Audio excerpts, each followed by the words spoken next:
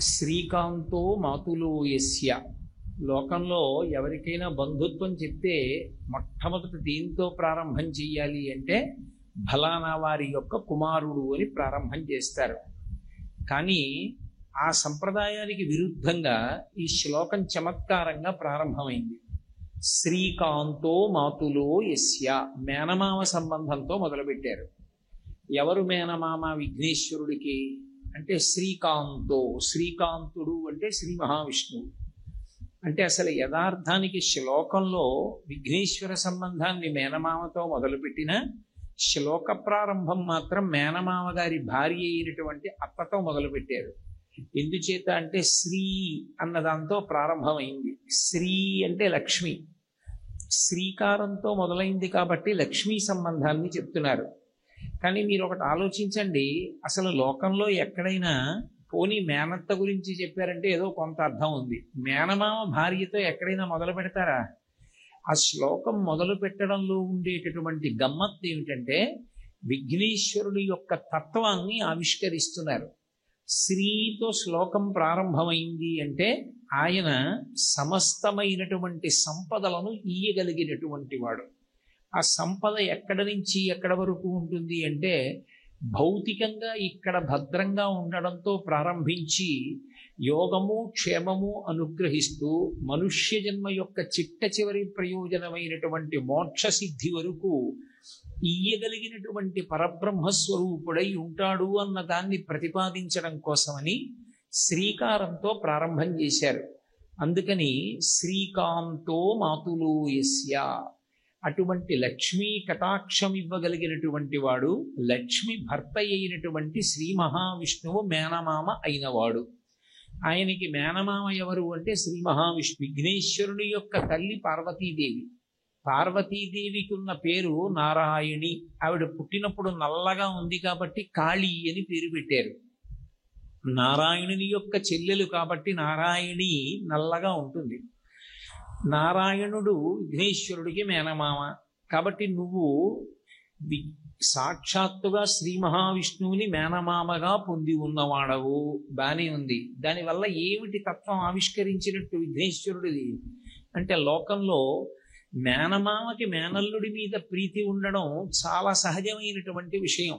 మేనమామకి మేనల్లుడి మీద అంత ప్రేమ ఉంటుంది అని శాస్త్రాలు అంటాయి. మేనమామల ముద్దు మేలైన ముద్దు, తాతలకు తా ముద్దు తాను అబ్బాయి అని మేనమామకి తాతగారికి ఉండేటటువంటి ప్రేమ అంత గొప్పగా ఉంటుంది. కాబట్టి విష్ణు భగవానుడికి విఘ్నేశ్వరుని యందు ప్రేమ ఉన్నది, ఆశ్చర్యం ఏం లేదు. కానీ అప్పుడు తత్వం ఎందుకు ఆవిష్కరింపబడుతుంది? ఆవిష్కరింపబడదు. విఘ్నేశ్వరుడికి మేనమామ పట్ల అంత అపురూపమైనటువంటి గౌరవం ఉంది. అందుకే ఎంత గౌరవం ఉన్నటువంటి వాడంటే ఆయన ఒకప్పుడు అనుకున్నట్ట మనసులో, దక్షిణ దేశంలో ఒక్కడే ఒక్క రాజు ఉండేవాడు.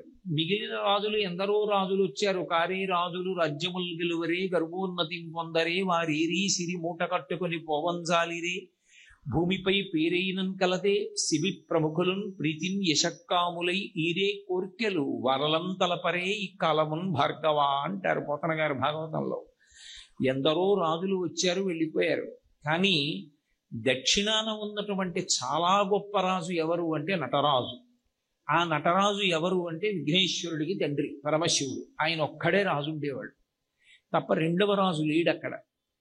అసలు మా నాన్నగారు నిజానికి ఎప్పుడూ తనలో తాను రమిస్తూ కూర్చునేటటువంటి లక్షణం ఉన్నవారు. ఆయన నటరాజుగా చిత్సభలో చిదంబరంలో ఎప్పుడూ నర్తన చేస్తున్నారు.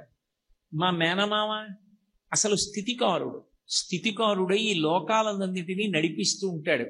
లోకాలన్నీ నడిపించేటటువంటి మా మేనమామ అసలు నిజమైనటువంటి రాజు రాచపదవి లేకుండా ఎక్కడో ఉండిపోయాడు. మా నాన్నగారు రాచపదవిలో నర్తన చేస్తున్నారు. అంటే తండ్రి యందు తక్కువ భావన కాదు, మేనమామకి కూడా సమానమైన స్థాయిని కల్పించాలని ప్రయత్నం చేసినవాడు. శైవ వైష్ణవాల మధ్యలో ఒక వారధిగా నిలబడి రెండిటికి సమాన ప్రతిపత్తిని కల్పించినటువంటి వాడు విఘ్నేశ్వరుడు. ఆయన అనుకుని ఇక్కడ మా మామయ్యకి ఒక స్థానం ఉండాలనుకున్నాడు. అనుకుని రంగరాజస్వామిని అక్కడ ఏర్పాటు చేశాడు. రంగరాజు అంటే అనేకమైనటువంటి అర్థాలు. నటరాజు చిత్సభ, అందుకని నాట్యం చేస్తూ ఉంటాడు పరమశివుడు అక్కడ. ఇక్కడ రంగరాజు, రంగస్థలం మీద ఆయన రాజు, అంటే అంత గొప్పగా పోషిస్తూ ఉంటాడు ఆ కళని. రంగరాజు ఏ రంగస్థలం? ఈ బ్రహ్మాండం అంతా ఆయనకి రంగస్థలమే. రంగస్థలమై పరిపాలన చేసేటటువంటి ఆ రాజు రంగరాజుగా అక్కడ ఉండేటట్టుగా ఏర్పాటు చేసినటువంటి వారు విఘ్నేశ్వరుడే. విభీషణుడు శ్రీరామచంద్ర ప్రభువు యొక్క ఆరాధ్య దైవమైనటువంటి ఆ రంగనాథస్వామి మూర్తిని తీసుకుని వెళ్ళిపోతుంటే చిన్న బ్రహ్మచారి రూపంలో వచ్చి ఆ విగ్రహాన్ని అందుకుని సంధ్యావందనం చేసుకుంటున్నటువంటి విభీషణుడు పరుగు పరుగున వచ్చే లోపల భూమి మీద ఉంచేశారు. అది ఇక కదలలేదు, అలా ఉండిపోయింది. అప్పటి నుంచి నియమం చేశారు అంటారు, పగటిపూట మనుష్యులు పూజ చేస్తారు, బాగా చీకటి పడిన తరువాత రాక్షసులు పూజ చేస్తారు రంగనాథస్వామికి. అందుకే ఇప్పటికే లంకాపట్టణం వంక చూస్తూ ఉంటాడు విభీషణుడిని అనుగ్రహించడానికి అని. కాబట్టి దక్షిణానికి తీసుకొచ్చి మేనమామని రాచరికంలో నిలబెట్టినటువంటి వాడు విఘ్నేశ్వరుడే. అప్పటి నుంచి దక్షిణానికి ఇద్దరు రాజులు వచ్చారు. ఒకరు చిదంబరంలో నటరాజు అయితే ఒకరు శ్రీరంగంలో రంగరాజు. మేనమామ మీద అంత గౌరవం ఉన్నటువంటి మేనల్లుడు కాదు. అసలు విఘ్నేశ్వరుడికి మేనమామ అయినటువంటి విష్ణువు ఎందు ఎంత ప్రీతి ఉందో, విష్ణువు యొక్క గౌరవాన్ని ఎంత నిలబెట్టినవాడో చూడాలి అంటే, విష్ణువు ఒకానొకప్పుడు రామచంద్రమూర్తిగా అవతార స్వీకారం చేశారు. కేవలము నరుడిగా అవతారం స్వీకరించి ఈ లోకంలో ధర్మాన్ని నిలబెట్టడానికి, రావణ సంహారం చేయడానికి ఈ భూమి మీదకి మనుష్యుడిగా వచ్చాడు. వచ్చినటువంటి వాడు ఆయన అవతారానికి ప్రధాన ప్రయోజనాలలో ఒకటి రావణ సంహారం. ఆ రావణ సంహారం చెయ్యాలి అంటే సముద్రాన్ని దాటినప్పుడు ఎక్కడ సేతువు కట్టడం ప్రారంభం చెయ్యాలి. ఎక్కడ సేతువు కట్టడం మొదలు పెడితే అసలు లంకాపట్టణాన్ని చేరడం ప్రారంభం అవుతుంది అని ఆలోచించి మొట్టమొదట విఘ్నేశ్వర పూజ చేసి తర్వాత నవగ్రహాలకి పూజ చెయ్యాలి.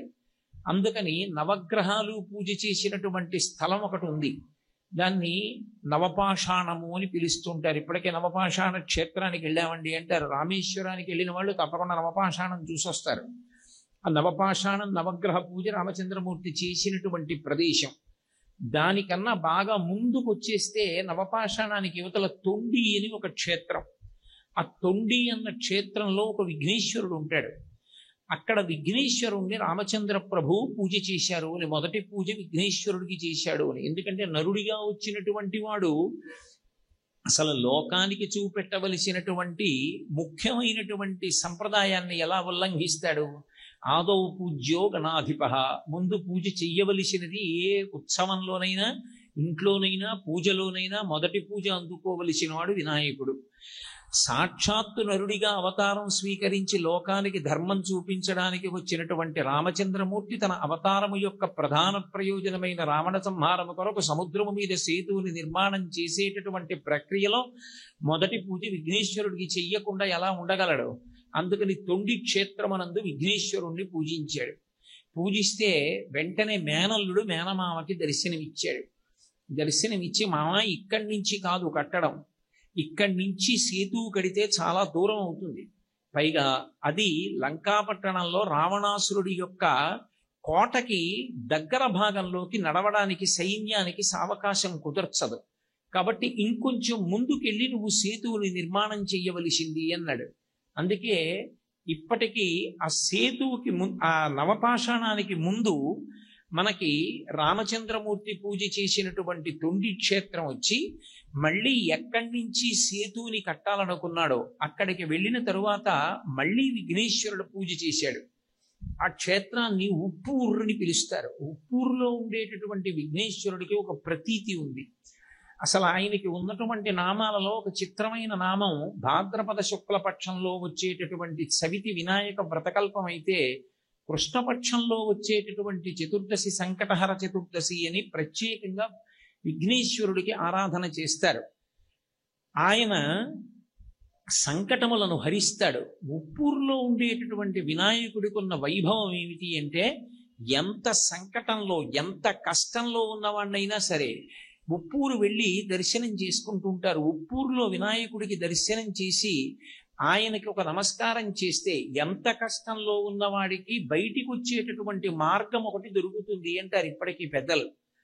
ఆ ఉప్పూరు దగ్గరే మొట్టమొదట రామచంద్ర ప్రభువు పూజ చేశారు. పూజ చేసి సేతు నిర్మాణం ప్రారంభం చేశారు.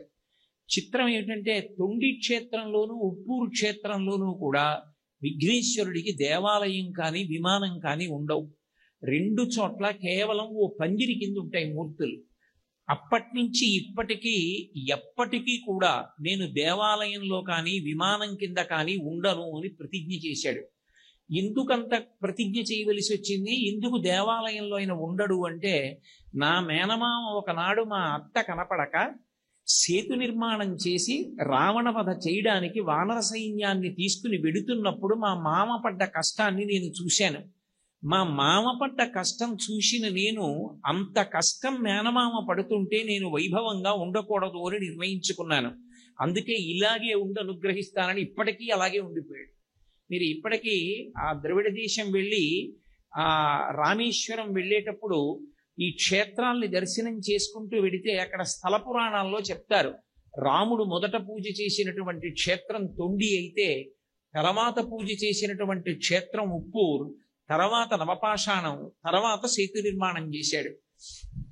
కాబట్టి విష్ణువు యందు మేనమామ యందు అంత ప్రేమ కలిగినటువంటి వాడు.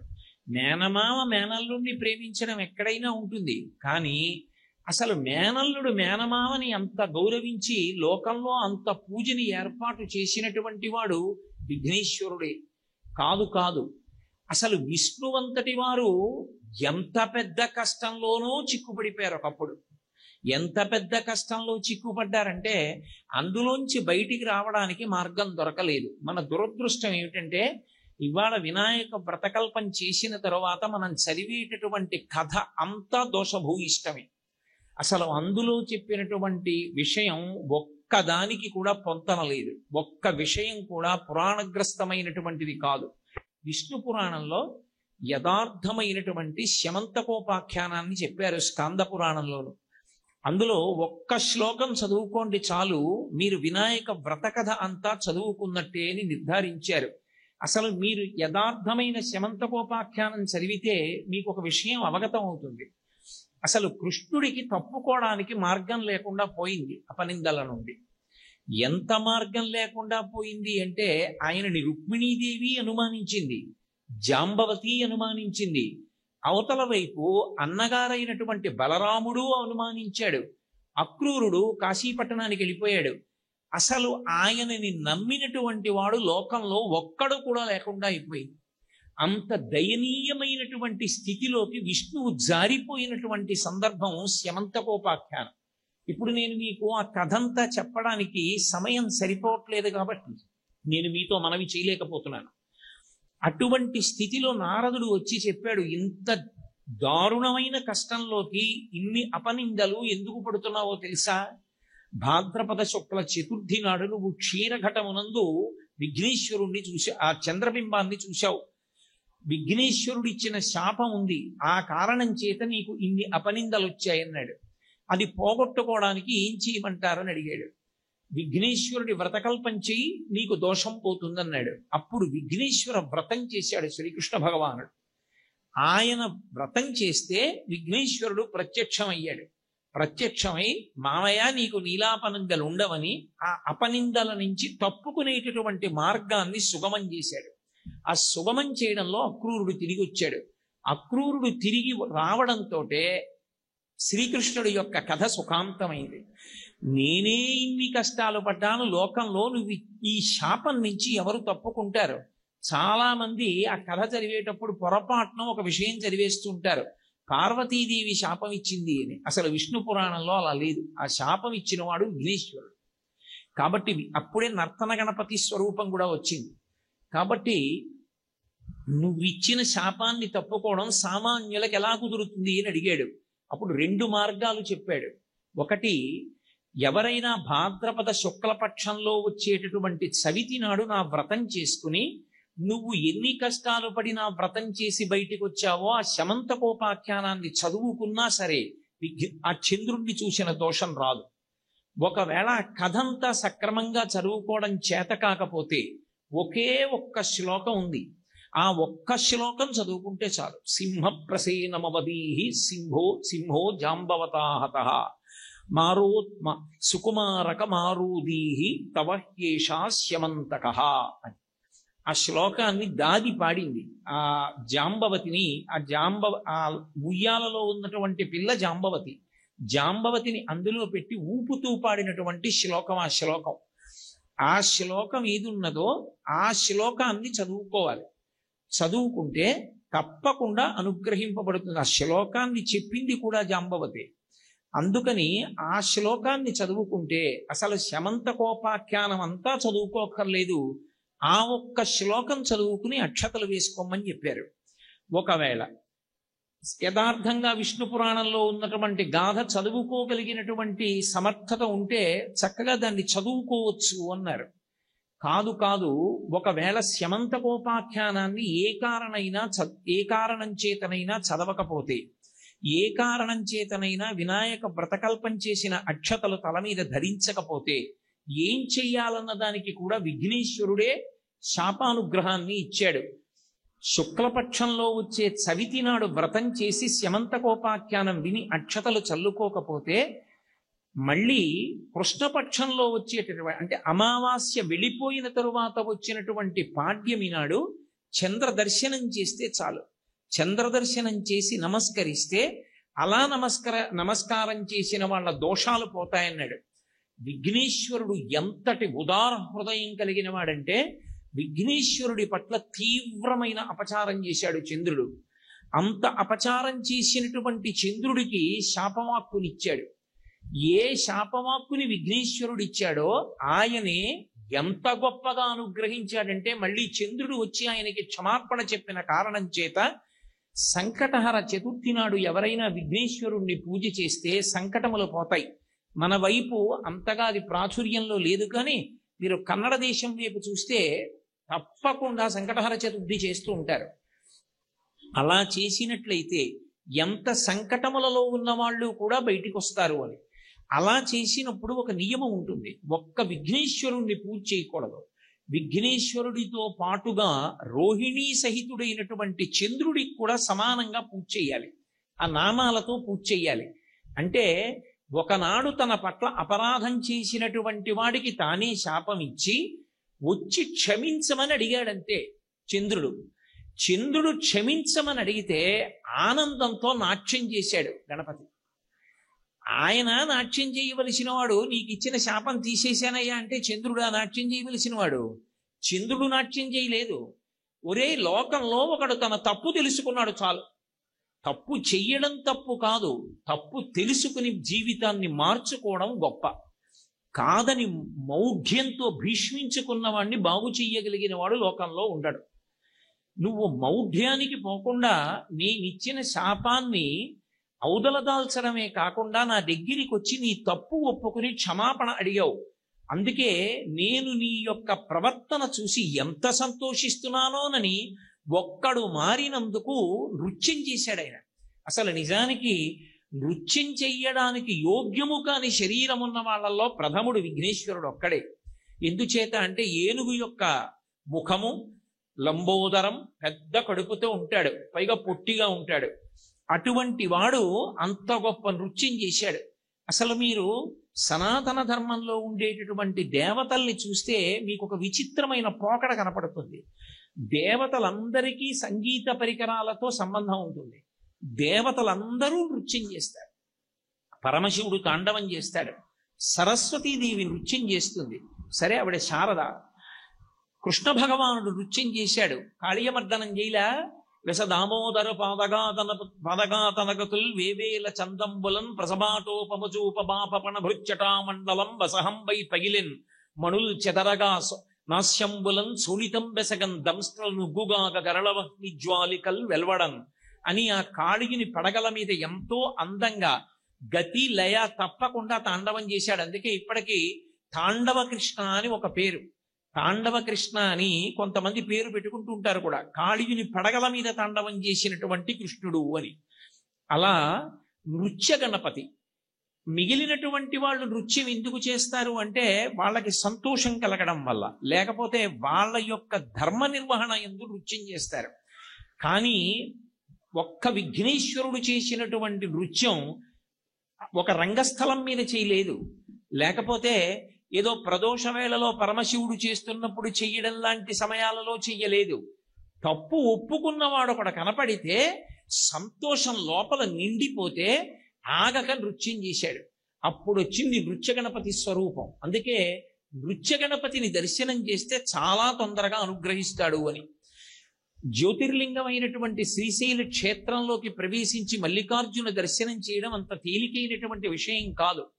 తీరా అక్కడ దాకా వెళ్ళిన తరువాత అంత గొప్ప జ్యోతిర్లింగ దర్శనం చెయ్యకుండా ఎవరికైనా ఏదైనా పాపం అడ్డొచ్చి దర్శనం చేసుకోక వెళ్ళిపోవలసి వస్తుందేమోనని కంచికామకోటి పీఠాధిపత్యం వహించినటువంటి ప్రాతస్మరణీయులు, నడిచే దేవుడిని పేర్గాంచినటువంటి మహాపురుషులు చంద్రశేఖరేంద్ర సరస్వతి మహాస్వామి వారు అక్కడ కామకోటి మఠం కట్టి కామకోటి మఠం గోడ బయట నృత్య గణపతిని ప్రతిష్ఠ చేశారు. లోపలికి వెళ్ళేటప్పుడు మొట్టమొదట నృత్య గణపతి కనపడతారు. గణపతి స్వరూపాలలో చాలా తేలికగా ఆవిర్భవించినటువంటిది, అత్యంత సంతోషంతో అవతల వాళ్ళని అనుగ్రహించగలిగినటువంటి రూపాలలో ఒకటి నృత్య గణపతి స్వరూపం. కాబట్టి అంతటి దయ కలిగినటువంటి వాడు మహానుభావుడు. అటువంటి విఘ్నేశ్వరుడు కనుక ఒకానొక నాడు చంద్రుడికి తాను ఇచ్చిన శాపాన్ని పోగొట్టడమే కాకుండా చంద్రుడికి తనతో సమానమైనటువంటి పూజని కల్పించాడు సంకటహర చతుర్థి నాడు. ఇది మీకు వాంగ్మయాన్ని పరిశీలిస్తే ఒక్క విఘ్నేశ్వరుడికే చెల్లింది. అందుకే శివ కుటుంబంలో ఒక విచిత్రం ఉంటుంది. పరమశివుడు చంద్రరేఖని ధరిస్తాడు, పార్వతీదేవి చంద్రరేఖని ధరిస్తుంది, అలాగే విఘ్నేశ్వరుడు కూడా చంద్రరేఖని ధరిస్తాడు. వాగ్గేయకారులలో ముత్తుస్వామి దీక్షితుల వారికి ఒక ప్రత్యేకత ఉంది. దీక్షితుల వారు ఏ దేవత మీద స్తోత్రం చేస్తుంటే ఆ దేవత వారి హృదయ క్షేత్రమునందు దర్శనమిచ్చేది. వారు ఆ దేవతా స్వరూపాన్ని చూస్తూ కీర్తనలు పాడారనడానికి ఆ దేవతల అనుగ్రహంతో వారికి ఆ దేవతా తత్వము అందినది అనడానికి ప్రబలమైనటువంటి సాక్ష్యాలు మీకు దీక్షితుల వారి సాహిత్యంలో వారు చేసినటువంటి కీర్తనల్లో కనపడతాయి. కాబట్టి వారు చేసినటువంటి కీర్తనల్లో కూడా చంద్రరేఖ ధరించినటువంటి విఘ్నేశ్వరుడు ఆయనకి దర్శనమిచ్చాడు అన్నది సుస్పష్టం అవుతుంటుంది మీకు. అటువంటి విఘ్నేశ్వర స్వరూపం ఒకానొక నాడు తన మేనమామ అయినటువంటి విష్ణువు కృష్ణ పరమాత్మగా ఉండగా ఎనలేని కష్టానికి లోనైపోతే ఆనాడు వినాయక వ్రతం చేసుకుంటే కృష్ణుడు బయటికి వచ్చేటట్టుగా అనుగ్రహించినటువంటి స్వరూపం విఘ్నేశ్వర స్వరూపం. అందుకే అసలు కృష్ణతత్వానికి విఘ్నేశ్వర తత్వానికి మధ్యలో భేదం చూడడం కుదరనే కుదరదు. రెండు అంత అవినాభావ సంబంధంతో ఉంటాయి. విష్ణుతత్వంలో ఉన్నటువంటి శమంతకోపాఖ్యానమే ఇప్పటికీ ప్రతి సంవత్సరం మనం చదువుకునేటటువంటి కథ అవుతుంది. విశేషించి విఘ్నేశ్వరుడికి విష్ణువు మీద అంత ప్రేమ.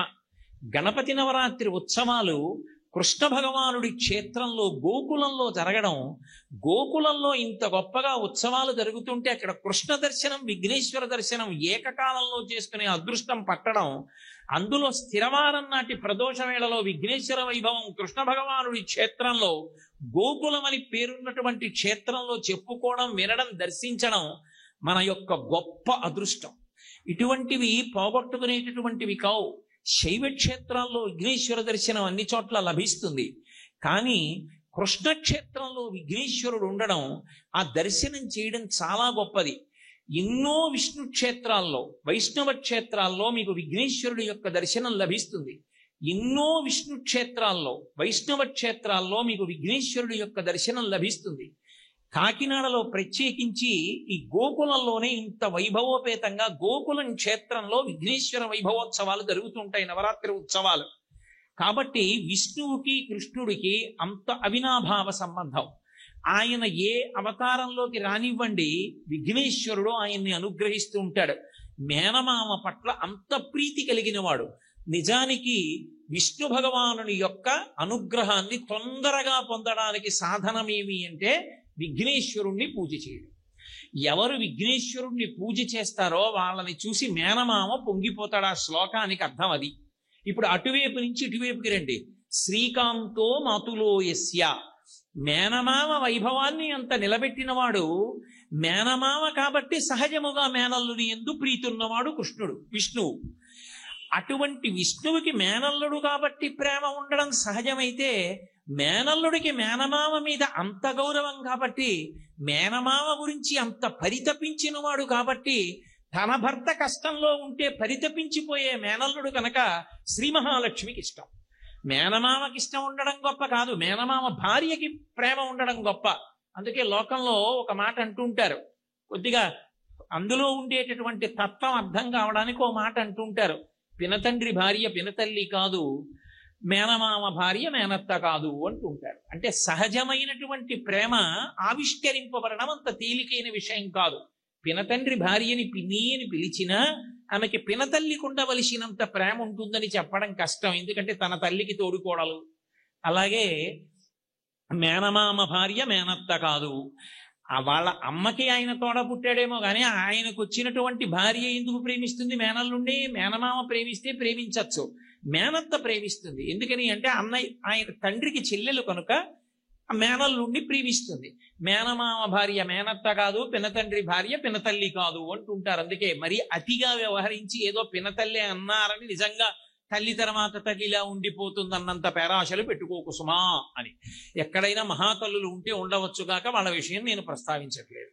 కాబట్టి కానీ విఘ్నేశ్వరుడి విషయంలో శ్రీ మహాలక్ష్మి విఘ్నేశ్వరుడి విషయంలో శ్రీ మహాలక్ష్మికి అంత ప్రీతి ఎందుకు అంటే, ఆమె నిత్యానపాయది. ఆమె విష్ణువుని విడిచిపెట్టి ఉండదు, మహాపతివ్రత. ఆయన ఏ అవతారం తీసుకున్నా ఆవిడ కూడా అవతార స్వీకారం చేసి ఆయనకి భార్యగా వస్తుంటుంది. అటువంటి తల్లి నా భర్త ఎప్పుడెప్పుడు కష్టంలో ఉంటే అప్పుడప్పుడు అనుగ్రహించి, మేనమామ కష్టానికి కదిలిపోయి రాముడిగా మా ఆయన పట్టాభిషేకం చేసుకున్నాడేమో కానీ కష్టాన్ని తలుచుకుని ఇప్పటికీ తన పాకలోనే ఉన్నవాడు నా మేనల్లుడు అని లక్ష్మీదేవికి ఇష్టంట. ఇప్పుడు విఘ్నేశ్వరుడి దగ్గరికి వెళ్ళి గరికపోగా ఆయన పాదాల మీద పెడితే లక్ష్మీ కటాక్షం వస్తుంది, నా మేనల్లుడని పొంగిపోతుంది. ఆయన పాదాల మీద గరికపోగు పెడితే స్థితికారుడైన విష్ణువు అనుగ్రహిస్తారు, నా మేనల్లుడు ఎంత ప్రయోజకుడో నా మేనల్లుడు అని. ఒకటి ప్రేమ, రెండు తన మీద గౌరవం ఉన్నవాడు. కాబట్టి శ్రీకాంతో మాతులో యస్య. ఇంకోలా చూడండి ఇదే శ్లోకాన్ని, అందులోనే ఒక హెచ్చరిక. ఏదో విఘ్నేశ్వరుడు కదా అని వెళ్ళిపోతావేమో, ఆయన జోలికెడితే ఇంతమంది శత్రుత్వాన్ని కూడా తెచ్చుకుంటాం. ఆ గణపతి మాకెందుకండి అంటావేమో, అలా అన్ననాడు నీకు విష్ణువు యొక్క కృపయే కలగదు, అవతల బొమ్మన్నారు. అసలు లక్ష్మి నిన్ను అనుగ్రహించదు, అవతల బొమ్మన్నారు. కాబట్టి అసలు లక్ష్మీనారాయణ కటాక్షం కలగాలంటే విఘ్నేశ్వరుడి పూజ చెయ్యాలి. ఏదో చిన్న పిల్లాళ్ళ కూర్చున్నాడు కదా అని వదిలేస్తావేమో, పెద్దింటి వాళ్ళ అబ్బాయి, ఒళ్ళు దగ్గర పెట్టుకోమని గుర్తు. అసలు పెద్దిళ్లలో అనుగ్రహం పొందాలి అంటే పెద్దవాళ్ళను తృప్తిపరచడం సాధ్యం కాదు. అంటే నేను మీకు ఒక ఉదాహరణ చెప్తే బాగా అర్థం అవుతుంది కాబట్టి చెప్తున్నాను. ఏదో పెద్ద అధికారి ఉన్నాడు అనుకోండి, ఆయన దగ్గరికి వెళ్ళి ఏదో చిన్న ఉపకారం అడగాలి, అయ్యా నన్ను కాస్త కాకినాడ బదిలీ చేయండి, చాలా ఇబ్బంది పడిపోతున్నాను, ఏవో కుటుంబ పరంగా కష్టాలు ఉన్నాయని చెప్పుకోవాలి. ఎర్రగా మెరిసిపోతున్న 2 దానిమ్మ పళ్ళు చేత్తో పట్టుకుని వెళ్ళాడు. ఎవరో వచ్చి లోపల ఆయన ఇంకా తెగులుతున్నారండి, కూర్చోండి అన్నారు. కూర్చున్నాడు. మనవడు పరిగెత్తుకుంటూ వచ్చి అంకుల్ మీ చేతిలో ఏంటి అంకుల్, నాకు ఇవ్వరా అన్నాడు. వీడి చేతిలో పెట్టేస్తే ఆఫీసర్ గారు బయటకు వచ్చినప్పుడు ఏం పెడతాను అని, నీకు కాదులే బాబు, నీకు కాదులే, లోపలికి వెళ్ళిపో అన్నాడు. వాడు ఏడుస్తూ లోపలికి వెళ్ళి ఆ బట్టలు వేసుకుంటున్న తాతగారి దగ్గరికి వెళ్ళి, తాతగారు బయట ఎవరో అంకుల్ ఉన్నాడు, దానిమ్మ పళ్ళు ఉన్నాయి, ఇమ్మంటే ఇవ్వలేదు అని ఏడిచాడు. వాడిని ఊరుకోబెట్టి తీసుకెళ్ళి, వీడిని ఊరుకోబెట్టవే, వీడికి దానిమ్మ పండు ఉంటే ఇయ్యి అంటే, దానిమ్మ పండు లేదు, అందరూ మీకు ఇచ్చేవాళ్లే, పిల్లాడని ఓ పండు చేతిలో పెట్టచ్చుగా, మీ ఉపకారం కోసం వచ్చి వీధిలో కూర్చుని పిల్లలు నేర్పిస్తారు అంది భార్య. ఇప్పుడు బయటికి వెళ్ళాడు, ఏం కావాలి నీకు? కాకినాడ ట్రాన్స్ఫర్ అనబోయాడు. నీకు ఇప్పుడు కాదు, 10 ఏళ్ల తర్వాత కూడా అవుతాడు పో. ఎందుకని మనవడు ఏడిచాడు. ఆమెనకే వచ్చిన వాడు దానిమ్మ పళ్ళు 2 మనవడి చేతిలో పెట్టాడు. వాడు సంతోషంతో తాతగారండి అంకుల్ 2 పళ్ళు ఇచ్చారు తాతగారండి అన్నాడు. నేను ఏమయ్యా ఇవాళ హైదరాబాద్ వెళ్తున్నాను, అక్కడి నుంచి ఫోన్లో చెప్పేస్తాను, ఆర్డర్ తర్వాత ఇస్తాను, ఇవాళ వెళ్ళి జాయిన్ అయిపోవాలి. ఎందుకని? మనవడి ప్రీతి తన ప్రీతి, తనని ప్రీతి పొందించడం కాదు, మనవడిని ప్రీతి పొందించడం ముఖ్యం. కాబట్టి విఘ్నేశ్వరుణ్ణి ప్రీతి పొందిస్తే దేవతలందరూ ప్రీతి పొందుతారు. శ్రీకాంతో మాతులో యస్య, అది హెచ్చరిక. ఇందుకు ఒకే శ్లోకం 3 రకాలుగా పెడుతుంది వ్యాఖ్యానం. శ్రీకాంతో మాతులో యస్య జననీ సర్వమంగళ. ఎవరైనా తండ్రి పేరు చెప్తారు, ఇక్కడ కూడా తండ్రి పేరు చెప్పలేరు. చెప్పకుండా జననీ సర్వమంగళ అమ్మ పేరు చెప్పారు. ఎందుకని మేనమామ పేరు చెప్పేటప్పటికి మేనమామ వరస ఎటు నుంచి వస్తుంది? అమ్మకి అన్నయ్య. అందుకని అమ్మ గుర్తొచ్చి జనని, ఆమె విఘ్నేశ్వరుడికే కాదు జనని, సర్వలోకములకు జనని. కాబట్టి జనని సర్వమంగళ, ఆవిడ సర్వమంగళాస్వరూపిణి. అంటే ఆవిడ ఎప్పుడు శుభ పరంపరలు ఇస్తూ ఉంటుంది. అంత గొప్ప తల్లి. సర్వమంగళాస్వరూపం ఎంత గొప్పది అంటే, ఈ లోకంలో ఎవరికైనా సరే సంతోషం అనేటటువంటిది ఒక కుటుంబంలో మిగలడం అన్నది దేని మీద ఆధారపడుతుంది అంటే, ఇంటి యజమాని యొక్క జీవితం మీద ఆధారపడుతుంది. ఆ ఇంటి యజమాని జీవించి ఉన్నాడనుకోండి, ఆడదానికి మహాతృప్తి. ఇంట్లో పిల్లలకి మా నాన్నగారు ఉన్నారని ధైర్యం. తండ్రి కలిగిన పెన్ని దానమేలా అని. తండ్రి ఉంటే ఐశ్వర్యం అక్కర్లేదయా అన్నారు. ఎందుకని కష్టం అంతా తాను పడి కొడుకు సుఖపడేటట్టు చూస్తాడు తండ్రి. అటువంటి తండ్రి లేడనుకోండి, బిడ్డడికి లోటు ఉన్నట్టే. ఎంత వైభవం ఉన్నా భర్త లేడనుకోండి, ఖచ్చితంగా లోటు ఉన్నట్టే. తనకి ఏమీ లేకపోయినా శాంతి దేని వల్ల కలుగుతుంది అంటే, ఆమెకి ఏమీ చేత కాకపోవచ్చు, ఆయన ఇల్లాలు. ఆయన లోకమంతటి చేత గౌరవింపబడతాడు. ఆయనకు ఒకడికే పెడతారా దండం? ఆవిడికి పెట్టేస్తారంతే. ఇప్పుడు ఇంత పూజనీయత ఎక్కడి నుంచి వచ్చింది? ఆయన ఇల్లాలవడం వల్ల వచ్చింది. ఆయనే అన్నిటికీ కారణమై ఉన్నాడు. ఆయన ఉండడం అన్నది దేని మీద ఆధారపడుతుంది అంటే, సర్వమంగళానుగ్రహంగా జీవించి ఉంటాడు.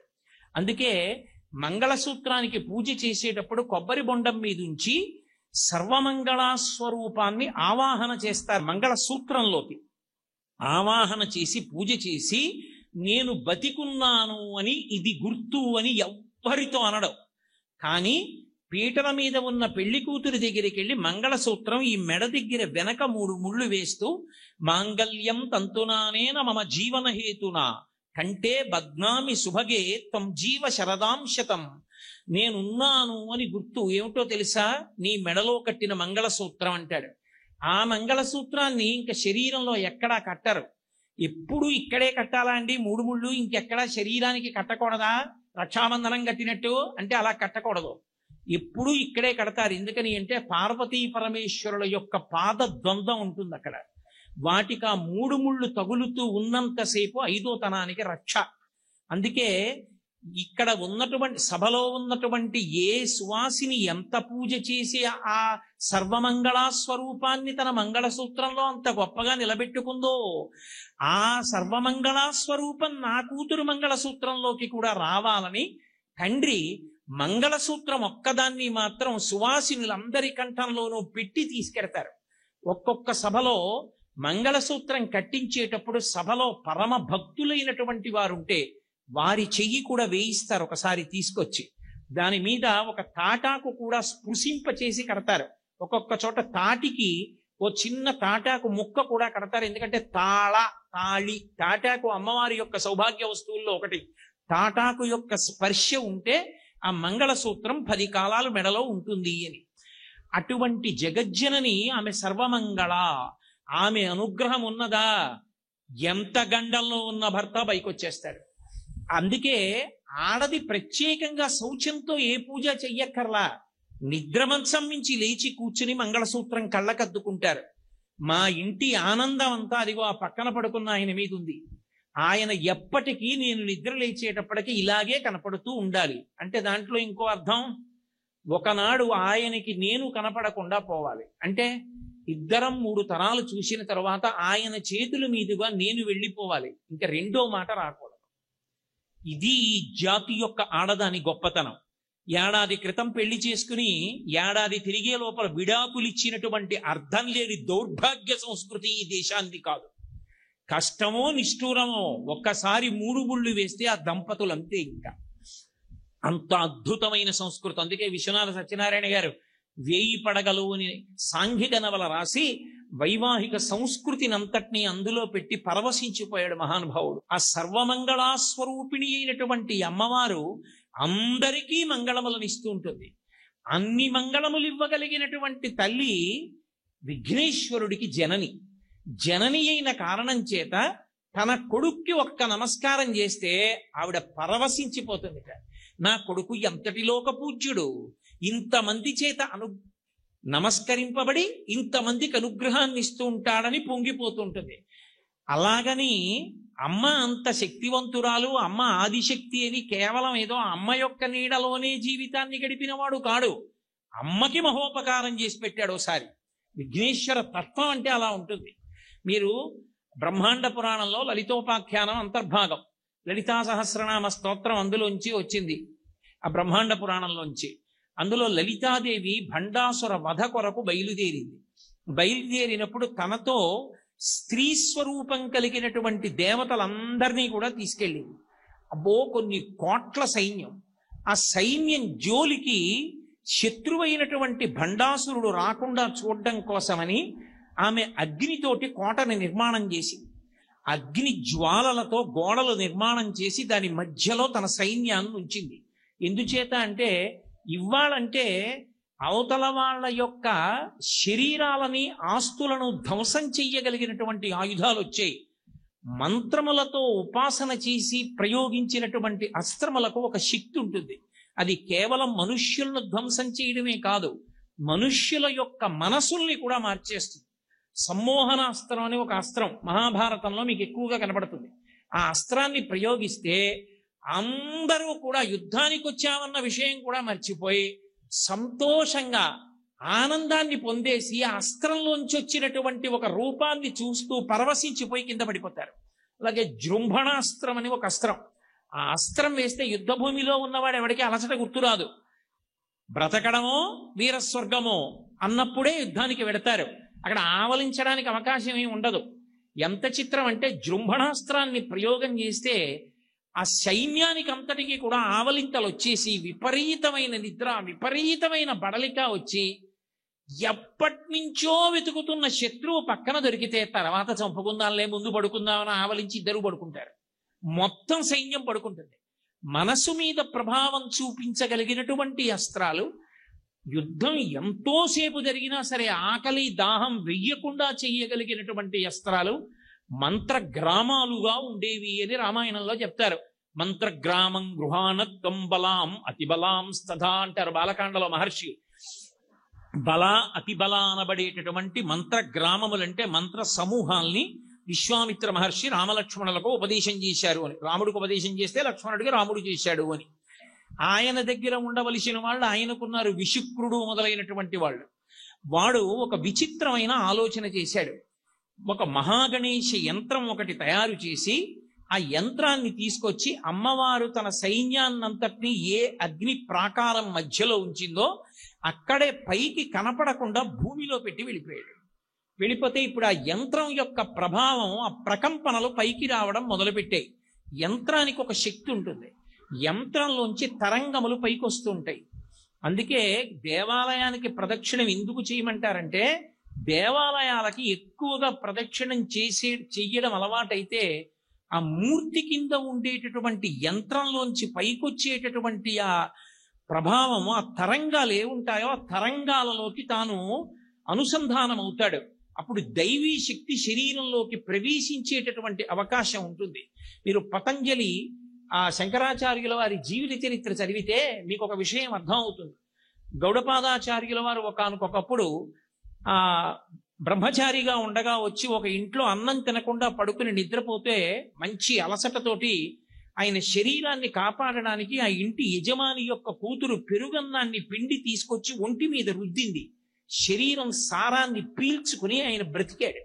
సరే ఆ తర్వాత ఏదో పెద్ద వివాహం చేసుకోవలసింది, ముగ్గురిని వివాహం చేసుకున్నాడు. అదంతా చాలా పెద్ద కథ అనుకోండి. శంకర భగవత్పాదుల జీవిత చరిత్రలో మీకు అనేక పర్యాయాలు నేను చెప్పడం జరిగింది.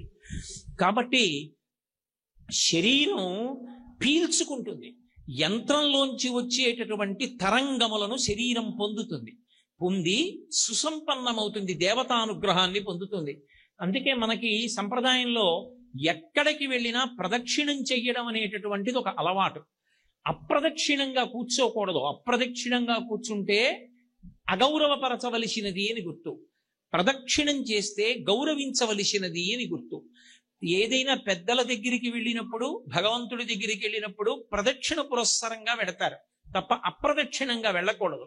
కాబట్టి ఆ లోపల ఉన్నటువంటి విఘ్న యంత్రాన్ని ఆ భండాసురుడి యొక్క పనుపున విశుక్రుడొచ్చి స్థాపిస్తే ఆ భూమి లోపల ఉండిపోయినటువంటి యంత్రంలోంచి వచ్చినటువంటి ఆ తరంగముల ప్రభావం అమ్మవారి యొక్క సైన్యం అంతటి మీద ప్రసరించింది. అది వాళ్ళ మనసుల మీద ఎంత ప్రభావం చూపించిందంటే వాళ్ళందరూ కూడా అమ్మవారికి ఎదురు తిరిగారు. వాళ్ళకు ఒక ఆలోచన వచ్చింది, అసలు మనం ఎందుకు ఈవిడ మాట వినాలి? ఈవిడికి భండాసురుడితో కోపం ఉంటే భండాసురుడు ఆవిడ యుద్ధం చేసుకోవాలి. ఈవిడి కోసం ఇన్ని కోట్ల మంది మనం ఎందుకు యుద్ధం చేయాలి? వచ్చి మనందరికీ యుద్ధం చేయవలసిన అవసరం ఏమిటి? ఈ కోటలో ఉండమంటే మనం ఉండడం ఏమిటి? కాబట్టి మనం ఉండక్కర్లేదనుకున్నారు. వాళ్ళ మనసులు వ్యతిరేకం అవగానే జృంభణాస్త్ర ప్రయోగం జరిగితే వాళ్ళందరూ ఆవలించి పడుకుని నిద్రపోయారు. ఇన్ని కోట్ల సైన్యం నిద్రపోతోంది అమ్మవారిది. ఇప్పటికీ కాంచీపురంలో మీరు చూడొచ్చు, కాంచీపురంలో ప్రదక్షిణంగా వెడుతుంటే అయ్య బాబోయ్, భండాసుర యుద్ధంలో జరిగినటువంటి విచిత్రాలలో పడుకున్న విష్ణువు, నిలబడిన విష్ణువు, కూర్చున్న విష్ణువు, ఆ శివగణాలతో కూడా ఒకప్పుడు యుద్ధం చేయవలసి వచ్చింది మాయలు ప్రయోగిస్తే. ఆ దోషం చేసినందుకు మళ్ళీ పాపం పోగొట్టుకోవడానికి విష్ణువు అక్కడ ఉన్నటువంటి సరోవరంలో స్నానం చేశారు. మీరు కామాక్షి దేవాలయానికి ప్రదక్షిణంగా వెడితే ఇప్పటికీ 3 అంతస్తుల్లో కనపడుతుంది పడుకున్న విష్ణువు, నిలబడిన విష్ణువు, కూర్చున్న విష్ణువు. కాబట్టి అక్కడే జరిగింది భండాసుర వధ అంటారు. అందుకే కామాక్షి దేవస్థానంలో ఎక్కడా కూడా సాష్టాంగ నమస్కారం చేయకూడదు. నేల మీద పడి ఒక్క ధ్వజస్తంభం దగ్గరికి వచ్చి మాత్రం నేల మీద పడి నమస్కారం చేస్తారు. ఎందుకంటే భండాసురుడి శరీరాన్ని అక్కడే పెట్టి ధ్వజస్తంభం పెట్టారు అంటారు. కాబట్టి భండాసురుడి పనుపున ప్రయోగింపబడినటువంటి జృంభణాస్త్రము వలన లలితాదేవి యొక్క సైన్యమంతా ఆవలించి అలసట పొంది నిద్రపోయారు. నిద్రపోతే అమ్మవారు చూసింది. అమ్మవారి శక్తే ఎవరిలోకైనా ప్రవేశిస్తే అమ్మవారి అనుగ్రహంతో వాళ్ళు ఆ పని చేయగలుగుతారు. ఆవిడ దాన్ని విరిచేయలేక కాదు, విఘ్నేశ్వరుడి గొప్పతనం ఏమిటో ఆవిడ లోకానికి అనుకుని ఒక్కసారి మహాకామేశ్వరుడి వంక చూసింది. పక్కనే ఉన్నాడు భర్త. కామేశ్వర ముఖాలోక కల్పిత శ్రీ గణేశ్వర. ఆయన వంక చూసి ఒక చిన్న చిరునవ్వు నవ్వింది. ఆయన వంక చూసి ఆమె చిరునవ్వు నవ్వితే ఆయన ఆమె వంక చూసి ఓ చిన్న చిరునవ్వు నవ్వాడు. ఇద్దరి చిరునవ్వులు కలుసుకున్నాయి. ఇద్దరి చిరునవ్వులు కలుసుకుంటే అందులోంచి ఆవిర్భవించాడు ఆయన మహాగణపతి స్వరూపం. మహాందగాడు అందులోంచి వచ్చాడు. నిన్న మీతో నేను మనవి చేసింది అదే. వినాయకుడు అనేక పర్యాయాలు అనేక ప్రయోజనాలకి అవతారములు స్వీకరించాడు అని. మహాగణపతి స్వరూపంలో పైకొచ్చాడు. వచ్చినవాడు చూసావా అమ్మా, నీకు కూడా ఇబ్బంది వస్తే నేనే రావాలనలేదు. గభాలన అమ్మ పాదాల మీద పడి నమస్కారం చేసి లేచి నిలబడ్డాడమ్మా. కింకరుణ్ణి ఏమాజ్ఞాపిస్తావు ఆజ్ఞాపించమ్మా అన్నాడు. నాయన ఏమీ లేదురా, లోపల ఆ భండాసురుడి సైన్యం తీసుకొచ్చి అదిగో మహాగణేశ యంత్రాన్ని పెట్టారు. ఆ యంత్రం యొక్క తరంగముల వలన నా సైన్యం అంతా నిద్రపోతోంది, వెళ్ళి ఆ యంత్రాన్ని పాడు చెయ్యింది అమ్మవారు. వెంటనే ఆయన గబగబా వచ్చి ఆ తొండంతో యంత్రాన్ని పైకి తీసి తన యొక్క దంతముల చేత, అది తనకి సంబంధించిన బీజాక్షరాలతోనే ఉన్న యంత్రం కాబట్టి విఘ్నం వచ్చింది. అవతల విఘ్నం వచ్చి వాళ్ళు నిద్రపోయారంటే యుద్ధం చేయవలసిన వాళ్ళు యుద్ధం మానేశారు. అమ్మవారికి ఏ విఘ్నం వచ్చింది ఒకనాడు వస్తే తన దంతముల చేత ఆ యంత్రాన్ని పొడిచి ముక్కలు చేశాడు. మహాగణేశ నిర్భిన్న విఘ్న యంత్ర ప్రహర్షిత. ఆ యంత్రం ఎప్పుడైతే బదలైపోయిందో, ముక్కలైపోయిందో, వెంటనే సైన్యమంతా ఒక్క ఉదుటున పైకి లేచారు. హరే రే రే రే, ఎంత పొరపాటు ఆలోచన వచ్చిందిరా మనకి, ఇదేమి దుర్మార్గపుట ఆలోచన. అమ్మవారికి వ్యతిరేకంగా ఆలోచించడం ఏమిటి, ఈ ఆవలించడం ఏమిటి, ఈ నిద్రపోవడం ఏమిటి, అసలు అర్థం ఉందా మనం చేసిన పనికి? ఇంకెప్పుడు ఇలా చేయకూడదని వాళ్ళు మళ్ళీ యుద్ధానికి బయలుదేరారు. ఇప్పుడు ఆవిడ, అమ్మా విఘ్నయంత్రాన్ని పాడు చేసేశానమ్మా, నీ సైన్యం అంతా లేచి నిలబడింది అన్నాడు. అలా అనేటప్పటికీ మహాగణేశ నిర్భిన్న విఘ్నయంత్ర ప్రహర్షిత. అమ్మవారు ఎంతో సంతోషాన్ని పొందింది కొడుకుని చూసి. అబ్బా నా కొడుకని. అసలు అమ్మవారికిట అత్యంత సంతోషం ఎప్పుడు కలుగుతుంది అంటే వినాయకుడిని చూస్తేనే. అందుకే జంబుకేశ్వరంలో అమ్మవారి యొక్క రూపం ముందు ఎవ్వరూ నిలబడలేకపోయారు ఒకప్పుడు. ఉగ్రరూపం అంటుంటారు. ఉగ్రరూపం కాదు. ఉగ్రరూపం అంటే ఆవిడకి ఏదో కోపంతో ఉందని కాదు దాని అర్థం. ఆమె ఎందు ఇంత శక్తి ఉండవచ్చు అన్న భావన చేత ఋషులు ఆమె ఎందు ఆ రూపమునందు అంత శక్తిని పెట్టారు. ఆ శక్తి స్వరూపాన్ని మనం చూడగలమని వాళ్ళు నిర్ణయం చేసుకున్నారు. కానీ మనం ఏం చేశామంటే సక్రమంగా అనుష్ఠానం చేయడం మానేసి, వేదం ఎలా చెప్పిందో అలా బ్రతకడం మానేసి, స్నానం ఎలా చెయ్యాలో అలా చేయడం మానేసి, భగవంతుణ్ణి ఆరాధించడం మానేసి, అన్నీ మానేస్తే శక్తి సన్నగిల్లిపోయింది. మన యందు ఈశ్వర విభూతి సన్నగిల్లిపోయిన కారణం చేత మనకి ఋషులు పెట్టినటువంటి శక్తి కలిగిన మూర్తుల్ని మన నేత్రాలతో చూడగలిగిన శక్తి తగ్గిపోయింది. తగ్గిపోతే ఇప్పుడు అందరికీ ఎంత శక్తి ఉందో అంత శక్తే ఆమె యందు ఉండేటట్టు మిగిలిన శక్తిని తగ్గించేయాలంటే అఖిలాండేశ్వరి అమ్మవారి ముందు శంకర భగవత్పాదులు విఘ్నేశ్వరుణ్ణి తీసుకొచ్చి ప్రతిష్ఠ చేశారు. ఎందుకనంటే ఆమె యందు ఒక లక్షణం ఉంది. మీకు ఎప్పుడైనా చాలా గొప్ప సంతోషం కలిగిందనుకోండి, చాలా శక్తి క్షీణిస్తుంది. అసలు యోగశాస్త్రంలో ఒక రహస్యం, ఎక్కువ దుఃఖం కలిగితే పోయేటటువంటి శక్తి కన్నా ఎక్కువ సంతోషాన్ని పొందినప్పుడు ఎక్కువ శక్తి పోతుంది. కాబట్టి అమ్మవారికి విఘ్నేశ్వరుణ్ణి చూస్తే మహాసంతోషం కలుగుతుంది. అగజానన పద్మార్కం గజానన మహర్నిశం అనేకదం తం భక్తానాం ఏకదంతం ఉపాస్మహే. అగము అంటే కొండ యొక్క కూతురు కాబట్టి అగజ పార్వతీదేవి. ఆనన అంటే ముఖం, పద్మ ఆమె యొక్క ముఖమనబడేటటువంటి పద్మానికి సూర్యుడు లాంటి వాడు వినాయకుడు కనపడేటప్పటికి ఆవిడ పొంగిపోతుందిట. అబ్బా నా కొడుకు ఎంత ప్రయోజకుడో అంటుందిట. ఏమిటి ఆయన ప్రయోజకత్వం? విఘ్నేశ్వర వైభవాన్ని, రాక్షస సంహారాన్ని, భక్తులను అనుగ్రహించడాన్ని పక్కన పెట్టండి. అసలు విఘ్నేశ్వరుడు అంటే అమ్మవారికి అంత ఇష్టం ఎందుకో తెలుసా? ఆయన హేరంబుడు కనుక. హేరంబుడు అన్న మాటకు అర్థం ఏంటంటే తండ్రిని విడిచిపెట్టకుండా ఎప్పుడూ తండ్రి పక్కన ఉంటాడు. ఒక ఆడది కొడుకుని కన్నప్పుడు ఆ కొడుకుని ఏమని పిలుస్తారంటే నందనం అని పిలుస్తారు. అందుకే యశోదానందనం, కైకేయీ నందనం, కౌసల్యానందనం, నందనందనం. నందనం అంటే ఆనందకారకుడు. తండ్రికి ఎప్పుడు ఆనందకారకుడు అవుతాడు కీర్తివంతుడైతే. 10 మంది ఆయన పేరు చెప్పేటప్పటికే అబ్బా ఎంత గొప్పవాడండి, ఎంత గొప్ప కొడుకుని కన్నారండి, మీరు అదృష్టవంతులండి అన్నారనుకోండి, పొంగిపోతాడు ఆ కొడుకుని చూసుకొని. పద్మపురాణంలో ఒక విశేషమైనటువంటి మాట చెప్తారు. రాముడి కీర్తిని చూసుకుని శరీరం విడిచిపెట్టేసి స్వర్గలోకానికి వెళ్ళిన తర్వాత కూడా దశరథుడు పొంగిపోతుండేవాడు. కాకాసురుడు వచ్చినప్పుడు దర్భ ప్రయోగిస్తే బ్రహ్మాస్త్రాన్ని అభిమంత్రించి అన్ని చోట్లకి తిరిగాడు, ఎవరూ రక్షించమన్నారు. ఇంద్రుడి దగ్గరికి వెళ్ళాడు. ఇంద్రుడి కొడుకే కాకాసురుడు. వెళ్ళి నాన్నగారు నన్ను ఎవరూ రక్షించరంటున్నారు, మీరే కదా పంపించారు, మీరు రక్షించరా అన్నాడు. రాముడు అస్త్రం వేస్తే నేను రక్షించలేనురా అన్నాడు ఇంద్రుడు. ఇంద్రుడితో పాచికలాడుకుంటున్నారు దశరథుడు అన్నాడు, రే అబ్బాయి, మా అబ్బాయి సంగతి నాకు ఒకటి తెలుసు. మా అబ్బాయి అస్త్రం వేస్తే ఎవరూ తప్పించలేరు, మా అబ్బాయే తప్ప. మా అబ్బాయికి ఓ వ్రతం ఉంది, వాడి దగ్గరికి వెళ్ళి శరణాగతి చేస్తే రక్షిస్తాడు, వెళ్ళి పడిపో, నోటితో మాట కూడా అక్కర్లేదన్నాడు. అందుకే రామాయణంలో శ్లోకంలో ఒక గాంభీర్యమైన విషయం ఉంది. స రామాయ నమస్కృత్య రాజ్ఞే దశరథాయ చ అన్నారు మహర్షి. ఆఖరణ రక్షించినప్పుడు రాముడికి నమస్కరించి దశరథుడికి కూడా నమస్కరించిందా కాకి అన్నారు. రాముడు రక్షిస్తే దశరథుడికి ఎందుకు అంటే అసలు తారకం చెప్పినవాడు స్వర్గలోకంలో, దశరథుడు చెప్పాడు వెళ్ళి పడిపోతే రక్షిస్తాడు రా అని. కాబట్టి కొడుకు యొక్క వైభవాన్ని చూసి తండ్రి శరీరం పడిపోయాక కూడా సంతోషిస్తాడు, ఇంత కీర్తివంతుడిని కన్నాను నేనని. తల్లి ఎప్పుడు సంతోషిస్తుంది?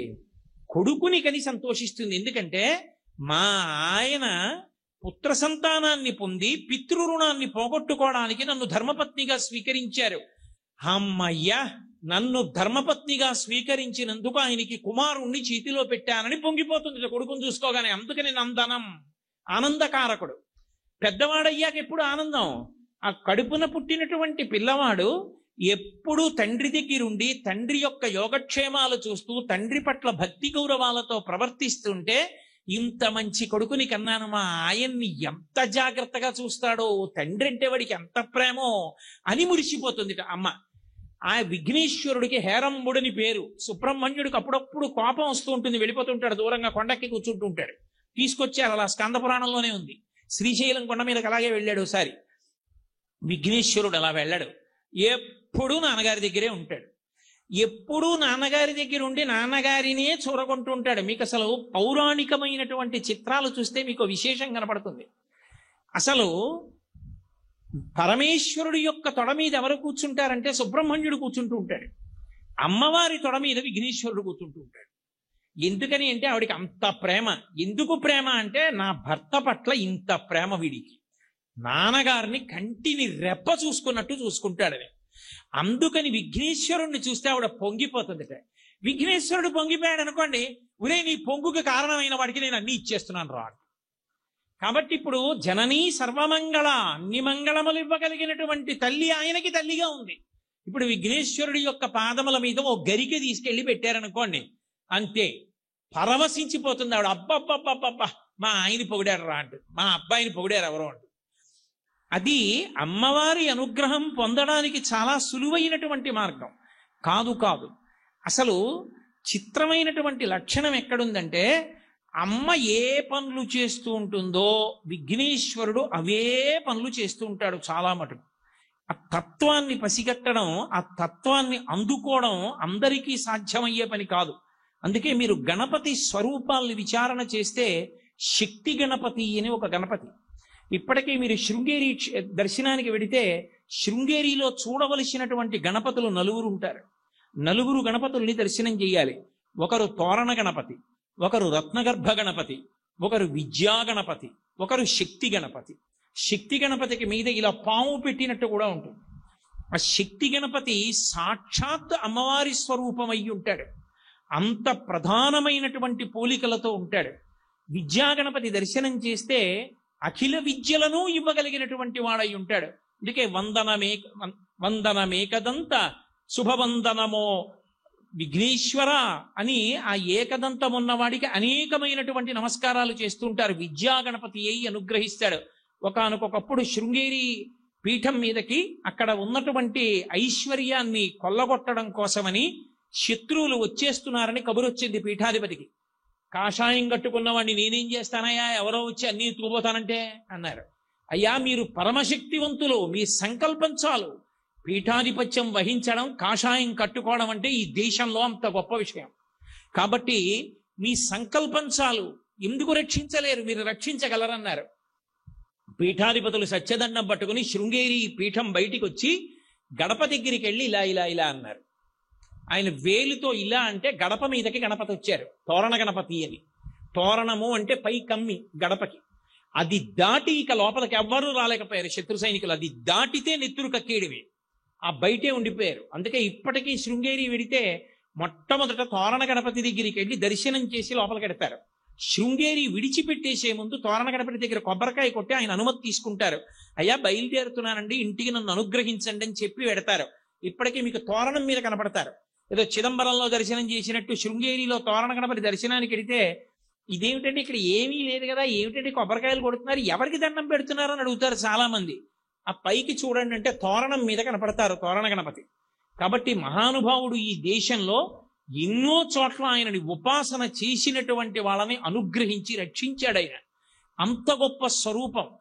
ఆయనకి అమ్మవారికి ఎంతటి అవినాభావ సంబంధం అంటే, ఎంత గొప్పగా ఇద్దరి తత్వం కలిసిపోయి ఉంటుందో ఆ తత్వాన్ని ఆయన అనుగ్రహంతో అనుభవించిన వారు తప్ప చెప్పడం సాధ్యం కాదు.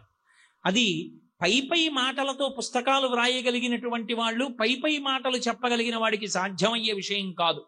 మహానుభావుడు కనుక శృంగేరి పీఠాధిపతులు గణపతి యొక్క వైభవాన్ని ఎన్నో పర్యాయాలను అనుభవించారు. అలాగే కంచికామకోటి పీఠాధిపత్యం వహించినటువంటి ప్రాతస్మరణీయులు చంద్రశేఖరేంద్ర సరస్వతీ స్వామి వారికి పిలిస్తే పలికేవారు విఘ్నేశ్వరుడు. ఆయన ఇక్కడ కళ్ళు మూసు కూర్చుంటే ఎక్కడ ఎందుకు విఘ్నం వచ్చిందో చెప్పగలిగేవారు. అంత గొప్ప అనుభవాన్ని, అంత గొప్ప అనుగ్రహాన్ని పొందారు, విఘ్నేశ్వర అనుగ్రహాన్ని. అంతవరకు ఎందుకండి, ఈ కాకినాడ పట్టణంలోనే ఒక అద్భుతం జరిగింది ఒకప్పుడు. ఇక్కడ కాకినాడలోనే మాంధాత వారి కుటుంబాలు ఉన్నాయి. కాంచీపురం వెళ్ళి మేము కృష్ణ భగవానుణ్ణి ప్రతిష్ఠ చేద్దాం అనుకుంటున్నాం, మమ్మల్ని అనుగ్రహించమని అడిగారు మహాస్వామిని. అడిగితే ఆయన కాసేపు ధ్యానం చేసి కళ్ళు మూసుకుని రాదు, వినాయకుడు వస్తాడు అక్కడికన్నారు. వాళ్ళకి కృష్ణుణ్ణి ప్రతిష్ఠ చెయ్యాలని కోరిక. వాళ్ళు తిరిగి వచ్చేశారు. ఎన్ని ప్రయత్నాలు చేశారో కృష్ణ ప్రతిష్ఠ చెయ్యాలని, సాధ్యం కాలేదు. చిట్ట చివర మహాస్వామి దగ్గరికి వెళ్ళి అయ్యా మీరే మాకు విఘ్నేశ్వరుణ్ణి అనుగ్రహించండి అన్నారు. అప్పుడు లక్ష్మీ గణపతి స్వరూపాన్ని, శక్తి గణపతి స్వరూపాన్ని అనుగ్రహించారు మహాస్వామి. చేయించి ఆ మూర్తికి మొదట కొబ్బరికాయ కొట్టి పూజ చేసి తీసుకెళ్ళమన్నారు. అది వ్యాన్ ఎక్కించినప్పుడు ఎండ మండిపోతోంది, అసలు ఎవరు అందులో నిలబడ్డానికి కూడా అవకాశం లేదు, అంత ఎండ. ఎలా పెడుతుందండి ఈ ఎండలో అని అడిగారు. మహాస్వామి వారు బయటికి వచ్చి ఒక్కసారి తన సత్యదండాన్ని ఇలా ఆకాశం వంక చూపించి నమస్కారం చేశారు. బయలుదేరండి అన్నారు. ఇలా వ్యాన్ ఎక్కారు. కాకినాడ వచ్చే పర్యంతము మబ్బులేసి చల్లగా అయిపోయి తీసుకొచ్చి దింపి, ఇప్పటికీ జయేంద్రనగర్లో ప్రతిష్ఠింపబడినటువంటి విఘ్నేశ్వర మూర్తి మహాస్వామి వారి సంకల్పంతో కృష్ణ భగవానుడికి బదులుగా వచ్చినటువంటి విఘ్నేశ్వరుడు. విష్ణుతత్వం, గణపతి తత్వం అంత కలబోసి ఉంటాయనడానికి ఈ కాకినాడ పట్టణం, కాకినాడ కాదు మన కర్మ కాకినాడ అంటున్నాం, కోకనదం దీని పేరు. కోకనదం అంటే ఎక్కడ చూసినా చెరువులలో ఎర్ర కలువలతో ఉన్న క్షేత్రం కాబట్టి కోకనదము అని పేరు. ఎవడో వచ్చింది కెనడాలా ఉంది అని కో కెనడా అన్నాడు. అది కాస్త సిఓఏ రైల్వే అబ్రివేషన్ అయింది. ఆ తర్వాత కో కెనడా కూడా పోయి కాకినాడ, మన కర్మ కొద్దీ ఆ పేరు వచ్చింది తప్ప అసలు పేరు కోకనదము. అంత గొప్ప క్షేత్రం, ఎర్ర కలువలతో లక్ష్మీ కటాక్షంతో వెల్లి విరిసినటువంటి భూమి ఈ భూమి. అంత గొప్ప తత్వం ఉన్నవాడు కాబట్టి మహాపురుషులైనటువంటి వారు మాత్రమే అనుభవించగలిగారు విఘ్నేశ్వర తత్వాన్ని. నేను మీతో ఎందుకు ఈ మాట మనవి చేస్తున్నానంటే, వాతాపి గణపతిం భజే అని ఓ కీర్తన చేశారు వారు. ఎన్నో కీర్తనలు చేశారు మహాగణపతి స్వరూపం మీద. వారికి కొన్ని కీర్తనలు చేస్తున్నప్పుడు విఘ్నేశ్వరుడు ఎదురు నిలబడ్డాడు అని కూడా చెప్తారు. అందులో వాతాపి గణపతిం భజే అన్న కీర్తనలో చివరికి వెడుతుండగా ఆయన ఓ మాట అంటారు, నిజవామకర విధృతేక్షుదండం అని. కరాంబుజ పాశ బీజాపూరం కలుష విదూరం భూతాకారం హరాది గురుగుహ తోషిత బింబం హంసధ్వని భూషిత హేరంబం అంటారు. అది సాహిత్యం తప్పుగా మాట్లాడకూడదు. సాహిత్యం దీక్షితుల వారు ఎలా ఇచ్చారో అలా చెప్పాలి. నిజవామకర విధృతేక్షుదండం, అమ్మవారు పట్టుకుంటుంది చెరుకు విల్లు. మళ్ళీ ఆ చెరుకు విల్లు పట్టుకునేవాడెవరు అంటే విఘ్నేశ్వరుడు పట్టుకుంటాడు. అసలు విఘ్నేశ్వరుడు చెరుకు విల్లు పట్టుకున్నటువంటి మూర్తి మీకు ఎక్కడా కనపడదు. కానీ చెరుకు విల్లు పట్టుకుని ముత్తుస్వామి దీక్షితర్ వారిని అనుగ్రహించాడు. ఎక్కడ? వాతాపి గణపతి తిరువారూరులో ముత్తుస్వామి దీక్షితరికి దర్శనమిస్తే వచ్చిన కీర్తన. అంత గొప్ప గణపతి తత్వాన్ని చెప్పింది. అసలు దీక్షితర్ వారి కీర్తనల మీద అందులో ఉండేటటువంటి పటుత్వం ఆలోచిస్తుంటే అసలు ఎన్ని రహస్యాలు ఉంటాయో ఆయన కీర్తనల్లో, అంత గొప్ప కీర్తనలు. కాబట్టి నిజవామకర విధృతేక్షుదండం, ఇక్షుదండం అంటే చెరుకు విల్లు. చెరుకు విల్లు అమ్మవారు పట్టుకుంటుంది, చెరుకు విల్లు విఘ్నేశ్వరుడు పట్టుకుంటాడు. ఎందుకు పట్టుకుంటాడో తెలుసా? అది స్థానాలు మారితే దాని యొక్క శక్తిని మార్చేసుకుంటుంది చెరుకు విల్లు. చెరుకు విల్లు మొట్టమొదట పట్టుకున్నవాడెవరు అంటే మన్మధుడు పట్టుకున్నాడు.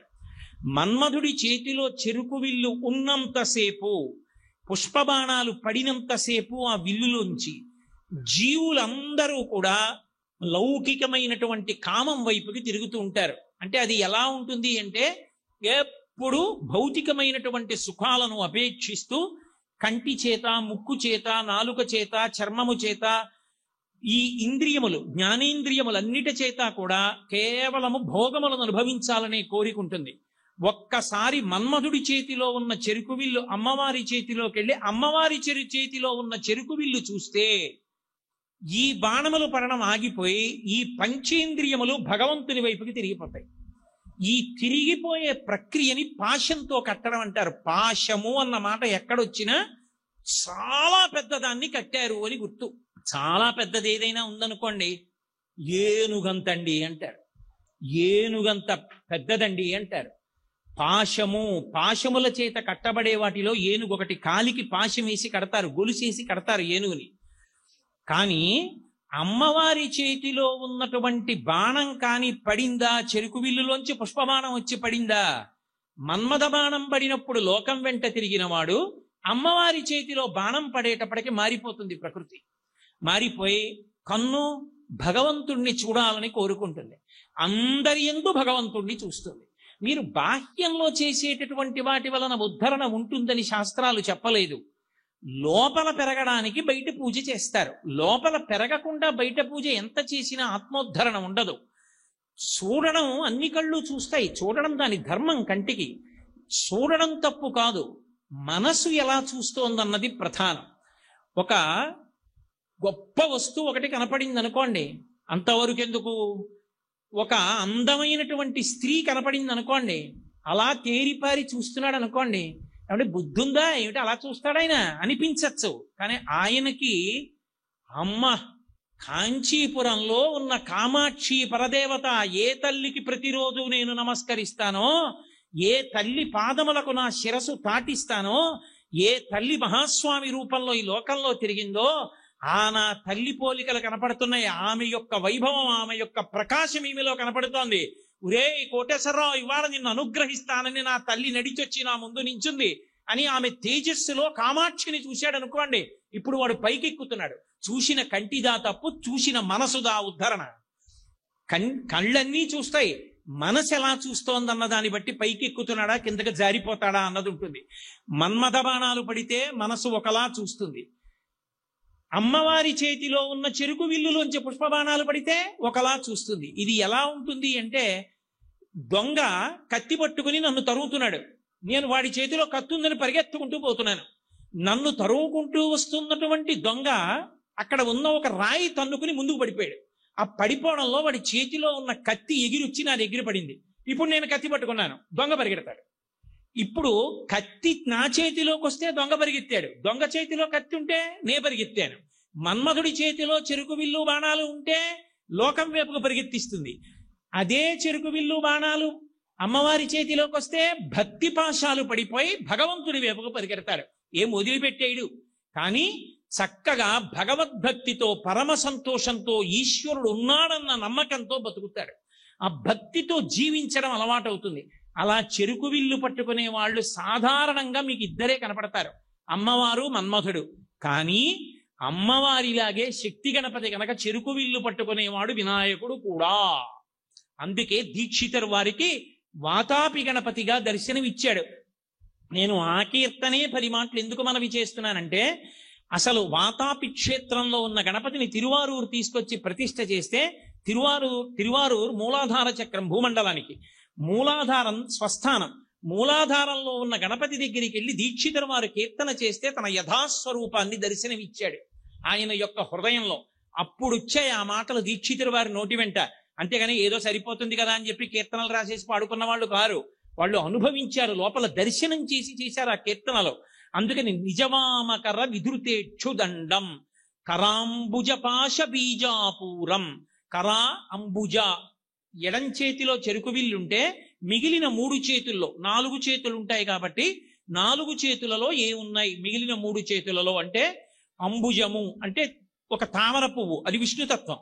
విష్ణువు పట్టుకుంటాడో అమ్మవారు పట్టుకుంటుంది. అందుకే సింధూరారుణ విగ్రహం త్రినయనాం మాణిక్య మౌళి స్ఫురత్ తారానాయక శేఖరాం స్మితముఖీం ఆపీనవక్షోరుహాం పాణిభ్యాం అళిపూర్ణరత్న చచకం రక్తోత్పలం బిభ్రతీం సౌమ్యాం రత్నఘటస్థ రక్త చరణాం ధ్యాయేత్ పరాదంబికాం. అదే విష్ణువు దగ్గరికి వస్తే క్షీరోధన్వత్ప్రదేశే శుచిమణి విలసత్సైకతే మౌక్తికానాం మాలా క్లుప్తాసనస్థ స్ఫటిక మణినిభైర్మౌక్తికైర్మండితంగః శుభ్రైరభ్రైరదభ్రైరుపరి విరచితైర్ముక్త పీయూష వర్షైః ఆనందీన పునీయాత్ అరినళిన గదా శంఖ పాణిర్ముకుంద. నళిన ఆయన పద్మం పట్టుకుంటాడు, నారాయణ నారాయణి ఇద్దరు పద్మం పట్టుకుంటారు, ఆ పద్మం వినాయకుడు పట్టుకుంటాడు. అందుకని ఆ నిజవామకర విధృతేక్షుదండం కరాంబుజ పాశ బీజాపూరం. ఆ మిగిలిన 3 చేతుల్లోనూ ఒక చేతిలో తామర పువ్వుని, ఒక చేతిలో బీజాలను, ఒక చేతిలో పాశాన్ని పట్టుకుని ఉంటాడు 4 చేతులతో. అలా శక్తి గణపతిగా దర్శనమిచ్చాడు దీక్షితుల వారికి. బీజాపూరం కలుష విదూరం, ఆయన పరబ్రహ్మతత్వమై ఏమి చెయ్యగలడో ఆయనకి నమస్కరించిన వారి పాపములను తీసేస్తాడు. ఏమంటే నమస్కారం చేసినంత మాత్రం చేతనే పాపాలు తీసేస్తాడా అంటే, నమస్కారం అంత తక్కువని మీరు అనుకోకండి. నేల మీద పడి నమస్కారం చేస్తాం, ప్రణిపాతం అంటారు, సాష్టాంగం ఉండదు. ఓ కర్ర కింద పడిపోతే ఎలా పడిపోతుందో అలా పడిపోతారు. పడిపోతే దాని అర్థం ఏమిటంటే, అయ్యా ఎంత కింద పడిపోవాలో జీవితంలో అంత కింద పడిపోయాను, ఇక ఇంతకన్నా కింద పడిపోవడానికి నాకు అవకాశం లేదు, అందుకు నాగే ఇక్కడైనా, అందుకని ఇంత కింద పడ్డా. మీరు నిలబడిన వారు ఉదారులు దయాస్వరూపులు, మీరు నన్ను పైకెత్తండి అని అడిగినట్టు విఘ్నేశ్వరుడి ముందు అలా పడిపోతే నేనున్నానురా అని పైకెత్తుతాడు. ఆ పైకెత్తడమే పాపాలు పోగొట్టడం, భక్తి పాశాలు వేసి దగ్గరికి లాక్కుంటాడు. కాబట్టి అంతటి దయ కలిగినటువంటి వాడని దీక్షితులు వారు కీర్తన చేశారు. అందుకనటు విష్ణుతత్వం, ఇటు శక్తితత్వం, ఇటు గణపతి తత్వం, అటు శివతత్వం మేళవింపబడినటువంటి ముద్ద మహానుభావుడు. అందుకే ఆయన కరాంబుజ పాశ బీజాపూరం కలుష విదూరం భూతాకారం. భూతాకారం అంటే చాలా మంది ఏదో పెద్ద భూతం యొక్క ఆకారంలో ఉంటాడా ఏమనుకుంటుంటారు. కాదు, భూతాకారం అన్న మాటకు అర్థం ఏంటంటే పంచభూతములు బయట ఉన్నాయి, పృథివీ ఆపస్ తేజోవాయు ఆకాశములు. ఈ ఐదిటిలో నిజానికి ప్రాణములను నిలబెట్టేదిగా కీర్తింపబడేది ఏది అంటే ప్రాణవాయువు ఉండాలి, కానీ వెళ్ళిపోతున్న ప్రాణవాయువును కూడా వెనక్కి తీసుకొచ్చే శక్తి ఒక్కదానికే ఉంది, నీరు. వేదంలో నీటిని అందుకే అంత స్తోత్రం చేస్తారు. స్పృహ తప్పిపోతే నీరు ముఖం మీద చిలకరిస్తారు, చిలకరిస్తే వెంటనే ప్రాణవాయువు వెనక్కి వస్తుంది, స్పృహ వస్తుంది. మళ్ళీ కాసిన మంచినీళ్లు తాగండి అని మంచినీళ్లు పడతారు. లింగ పురాణంలో వ్యాసుడు అంటాడు, సంజీవనం సమస్తస్య జగత సలిలాత్మిక భవయుత్యుచ్యతే మూర్తిర్భవస్య పరమాత్మన అంటాడు. ఈ లోకాలన్నిటినీ బతికించడానికి పరమేశ్వరుడు నీటి రూపంలో ఉంటాడు అని. ఆత్మావై పుత్రనామాసి, తండ్రికి కొడుక్కి అభేదం. నీటి రూపంలో ఉండి పరమశివుడు లోకాలని నిలబెడతాడు. కేవలం తిని ప్రాణాలు నిలబెట్టుకోవడం కాదు, ఊర్ధ్వలోకాలలో స్థానం కావాలన్నా, మోక్షం కావాలన్నా వైదికమైన కర్మాచరణ ఉండాలి. కర్మ చెయ్యాలంటే ముందు కావలసినవి నీళ్లు. శౌచం కావాలి, స్నానం చేయాలి, నీళ్లు ఉండాలి. అసలు ఓ పూజ చెయ్యాలి, సంధ్యావందనం చేయాలి, కేశవాయి స్వాహ అనాలంటే నీళ్లు ఉండాలి, అర్ఘ్యం ఇవ్వాలంటే నీళ్లు ఉండాలి. నీళ్లు లేకపోతే ఏం చేస్తారు? నీళ్లు ఇక్కడికే కాదు, నీళ్లు ఊర్ధ్వలోకాలకి కూడా అవసరం. ఊర్ధ్వలోకాలు చేరుకోవడానికి సోపానం కూడా నీరే. అందుకే నీటి మీద అంత గొప్పగా చెప్తారు, ఆపో వాయదగం సర్వం, నీళ్లే సమస్తం అని వేదం. అటువంటి నీటి స్వరూపంలో ఉంటాడు, దాన్ని పెద్ద భూతం అని పిలుస్తారు. ఆ నీరు లేకపోతే మిగిలిన ఉన్నాయికి ఉపయోగం లేదు. భూముండి నీరు లేకపోతే పంట ఎక్కడిది? భూముండి నీరు లేకపోతే ప్రాణులు ఎక్కడ నిలబడతాయి? వెనక్కి ఎక్కడి నుంచి వస్తుంది స్పృహ? కాబట్టి భూతాకారం అన్న మాటకు అర్థం ఏమిటంటే నీటి రూపంలో ఉన్నవాడు గణపతి. విఘ్నేశ్వరుడు నీటి రూపంలో ఉంటాడు. అందుకే నిమజ్జనం చివర నీటిలోకే, మళ్ళీ నీళ్లలోకే కలుపుతారు, ఇతర భూతాల్లో కలపడానికి వీల్లేదు. ఆయన తేజస్సు బ్రహ్మాండ రూపంలోకే మళ్ళీ వెళ్ళిపోయి భూమిని అనుగ్రహించాలి. అందుకే నిమజ్జనం నీటిలోకి వెళ్ళింది. దీక్షితుల వారు అక్కడ చెప్పారు. కాబట్టి భూతాకారం కలుష విదూరం భూతాకారం హరాది గురు గుహ తోషిత బింబం. తోషిత అంటే సంతోషం. హరాది పరమశివుడంతటి వాడు సంతోషిస్తాడు ఆయన్ని చూసి. పార్వతీదేవి, పరమశివుడు, సుబ్రహ్మణ్యుడు, విష్ణువు ఇంతమంది పొంగిపోవడానికి కారణం ఎవరంటే ఒక్క విఘ్నేశ్వరుడే. ఇంతమందిని సంతోష పెట్టగలిగిన ఒక మూర్తి నీకు చూడాలనుందా? ఒక్కడి దగ్గరికి వెళ్ళి గరికపోగు వేస్తే ఇంతమంది పొంగిపోయేవాడిని చూడాలనుందా? వాడే వీడు విఘ్నేశ్వరుడు. అందుకని హరాది గురు గుహ తోషిత బింబం. విఘ్నేశ్వరుడు అనలేదు. ఎంత గొప్ప మాట అండి! తోషిత బింబం హంసధ్వని భూషిత హేరంబం. హంసధ్వని రాగంలో రాశారు. ఎక్కడ కనపడతాడు ఆయన? హంసధ్వనిలో కనపడతాడు. హంసధ్వని అంటే హకార సకారములంటే పురుష సూక్త శ్రీ సూక్తంలో సహస్ర శీర్ష పురుష అని పురుష సూక్తం, హిరణ్యవర్ణాం హరిణీం అని శ్రీ సూక్తం. శ్రీ సూక్త పురుష సూక్తాలంటే సోహం సోహం సోహం. మరాళి మందగమన, ఊపిరిని నియంత్రించి ఊపిరిని మెల్లగా తీసి విడిచిపెడుతున్నప్పుడు ఆ ధ్యానంలో దర్శనం అయ్యేవాడు. అందుకని హంసధ్వనిలో పాడారు ముత్తుస్వామి దీక్షితుల వారిదాన్ని. హంసధ్వని భూషిత హేరంభం వాతాపి గణపతిం భజేహం అన్నారు. అటువంటి తత్వం ఉన్నవాడు కాబట్టి జననీ సర్వమంగళ.